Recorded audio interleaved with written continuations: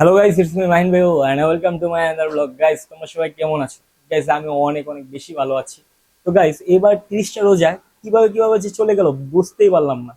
তবে আল্লাহর রহমতে 30টা রোজাই রাখছি। তোমরা কি রাখছো 30টা রোজা? কমেন্টে জানাবা কিন্তু। না জানালে কিন্তু তোমাদের খবর আছে, ঠিক আছে?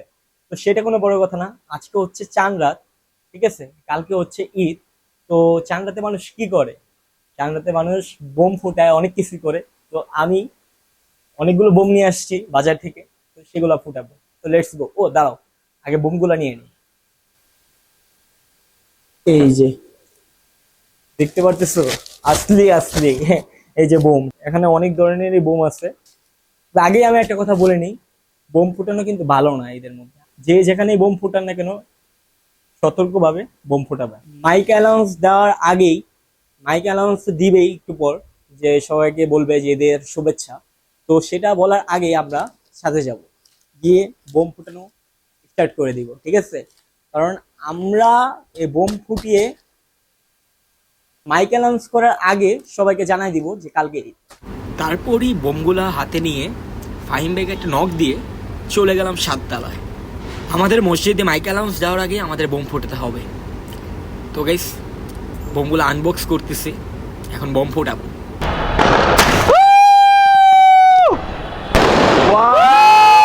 তারপর করো না, ঠিক আছে?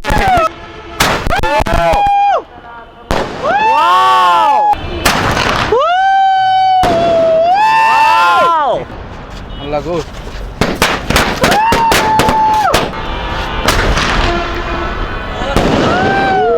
চাংলাতে মেয়েদের কাজ হলো মেহেদি লাগানো, আর ছেলেদের কাজ হচ্ছে বোম ফুটানো, ঠিক আছে? আমার বোম ফুটাতে খুবই ভালো লাগে চাংলাতে। সবচেয়ে এটাই ভালো লাগলো আমার কাছে, জন্মের মতো বেবি। বোম ফুটে যায়, আমি ফুটাম না, না ভাই আয়ো। আরে ফুটাম না, তুমি থাকবো, তুমি থাকবো। ঘুমাই আসছিলাম। ফুটাও একটা, ফুটাও, ফুটাও, ফুটাও। ফাইন ভাই ভয় পায়, বিদ্যু। আচ্ছা, আমি ফুটাইতেছি, ফাইন ভাই সাইডে আছে, দেখবো। হিউজ পরিমাণ বোম আনার কারণে লাইটারও শেষ হয়ে গেছে।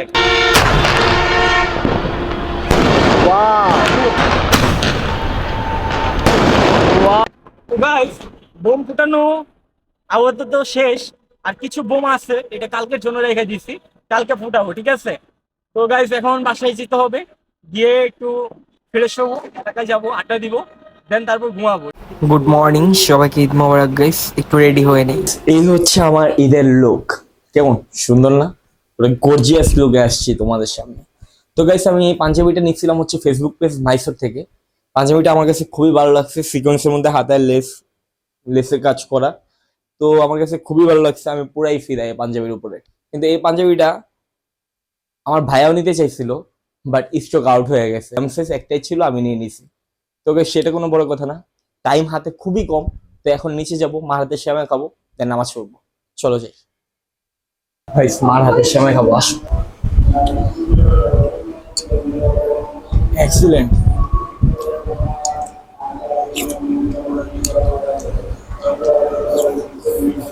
মোবারক আব্বু।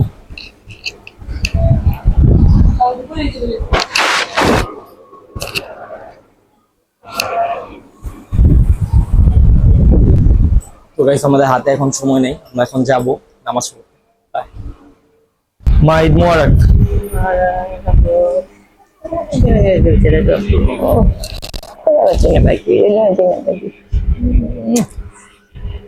বকশিস আব্বু তো দিয়ে দিচ্ছে। আচ্ছা ঠিক আছে, এখনই দিব। ঈদের নামাজ পড়লাম, সবার সাথে ঈদ মোবারক করলাম। দাদা দাদি আত্মীয় স্বজনদের কবরস্থানের সামনে গিয়ে কবর জিয়ারত করলাম। আসলে অনেক ভালো লাগলো। তো গাইস, এখন যাব নিচে, কারণ আমার মা আমার জন্য খিচুড়ি রান্না করে রাখছে। তো আমার মার হাতের খিচুড়ি কিন্তু অনেক মজা, ঠিক আছে? খিচুড়ি খেতে হবে। তো গাইস, আসো যাই। গরু মাংস, খিচুড়ি। গাইস, খিচুড়ি টেস্ট করবো, খাই দেখি কিরকম আছে। আমার মায়ের হাতের খিচুড়ি ভালো না হয়ে কোথায় যাবে বলো তোমরা?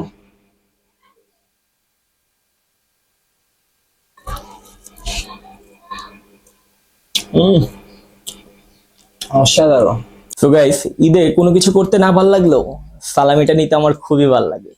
আমি ছোটবেলায় বড়দের কাছ থেকে অনেক সালামি পাইছিলাম, সালামি নিতামও। বড় আপুদের কাছ থেকে নিতাম, বড় ভাইয়াদের কাছ থেকে নিতাম, চাচুদের কাছ থেকে নিতাম, আব্বুর কাছ থেকে নিতাম, আম্মুর কাছ থেকে নিতাম, সালামি জমাইতাম, ঠিক আছে। পরে অনেক অনেক চকলেট কিনতাম ছোটবেলা। তো এখন বড় হয়েছি, তো এখন সালামির টাকা দিয়ে হয়তো কিছু যাবতীয় কেনাকাটা করি। তবে যাই হোক, কিন্তু সালামি নেওয়ার কিন্তু একটা মজা আছে।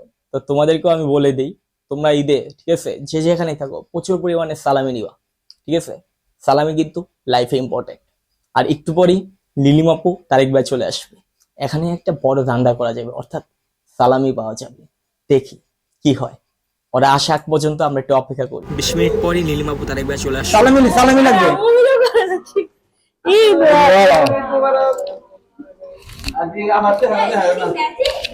ও রে ভাইয়া, এটা কি লাগালা ভাইয়া?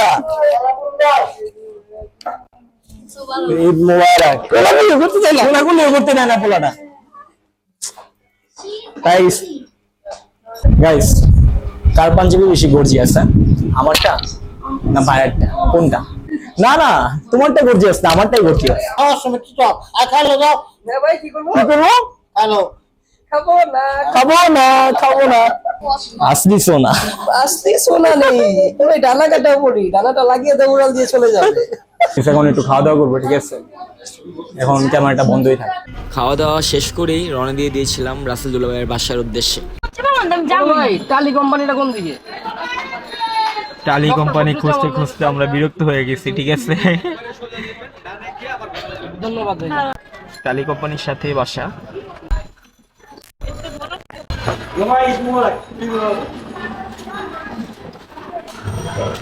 ঈদ মুবারক ভাই ঈদ মুবারক এমনি গাইস অনেক লেট হয়ে গেছে, আমরা আবার এখান থেকে আরেক জায়গায় যাব, তাই তাড়াতাড়ি সোজা বাসায় চলে গেলাম রাসেল দুলাভাইয়ের। দরজা খুলতে না খুলতে আমরা আজানকে দেখতে পেলাম। আমরা সবাই ওর সাথে একটু কথা বলতেছিলাম, ঈদ মোবারক জানাচ্ছিলাম। আসলে আজানকে অনেক সুন্দর লাগতেছিল। গাইস এমনিও বাসা থেকে খেয়ে আসছি, তাও রাসেল দুলাভাই বলতেছে যে খাওয়ার জন্য, তাই না খেয়ে আর পারলাম না। তো একটু টেস্ট করলাম বাখরখানিটা, আমার কাছে অনেক ভালো লাগছে। তো চট করে খেয়েই আমরা রওনা দিয়ে দিলাম স্কাই লঞ্চের দিকে। স্কাই লঞ্চ হচ্ছে একটা রেস্টুরেন্ট, সেখানে গিয়ে আমরা ডিনার করব। ভিউটা জোস। আমরা গাড়ি পার্কিং করেই সোজা চলে গেলাম রেস্টুরেন্টে, অর্থাৎ উপরে গিয়ে আমরা ভালো প্লেস খুঁজতেছিলাম, কারণ আমরা কয়েকটা ছবি তুলবো। নীলিমাপু ছবি তুলবে। সিঙ্গেলদের জন্য একটা ভালো প্লেস, হ্যাঁ। তবে আমি সিঙ্গেল এখানে কি করছি? আমি চলে যাই, হ্যাঁ। Bye bye. তোমার ভেরি সুন আমার তো পুরা আরবের শেখদের মতো লাগতেছে, হ্যাঁ। তুমি তো জামাই সেজা বয়ে আছো 50 তোলা, 50 তোলা। তারপর গিয়ে দেখি নীলিমাপু রাস্তা রাস্তা ব্লক block করে কেন? ছবি তুলতেছে। ও। সাইডে আমি নীলা নীলিমাপু দাঁড়িয়েছিলাম দেখি।